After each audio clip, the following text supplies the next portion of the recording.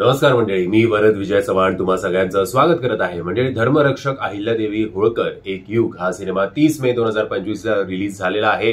Almost 2.25 तासांचा हा cinema आहे. अर्थातच अहिल्यादेवींवर हा सिनेमा आधारित आहे.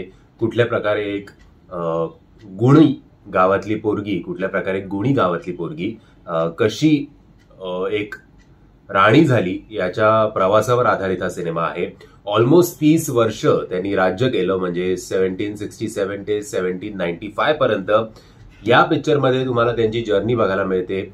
कशा प्रकारे जे आपले मंदिरं उद्ध्वस्त केली जात होती त्या काळात त्यांना रिस्टोर कसं केलं गेलं, इन्क्लुडिंग 12 ज्योतिर्लिंग आणि 4 धाम याच्यावर आधारित ही संपूर्ण कथा आहे. बट एवढे स्ट्रॉंग कॅरेक्टर्स असून सुद्धा अनफॉर्च्युनेटली ना स्क्रीन प्ले, ना स्टोरी, ना बीजीएम, ना ऍक्शन सिक्वेन्सेस आणि प्रमोशन तर या सिनेमाचं काहीच झालेलं नाहीये. म्हणजे 10 पैकी 9 जणांना तर कदाचित माहिती सुद्धा नसेल की अशा नावाचा एक सिनेमा आलेला आहे.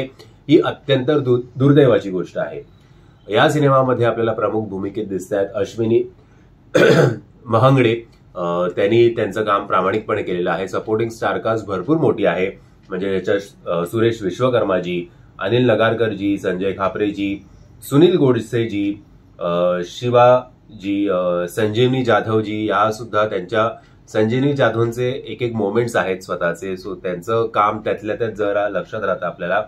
बाकी सुहास जाधवजी आहेत, धीरज पवार आहेत, प्रताप थोरट आहेत. भली मोठी स्टारकास्ट आपल्याला या सिनेमामध्ये बघायला मिळते. सुशांत सोनावले यांचं डिरेक्शन आहे. शुभम पाटणकर यांचं म्युझिक आहे.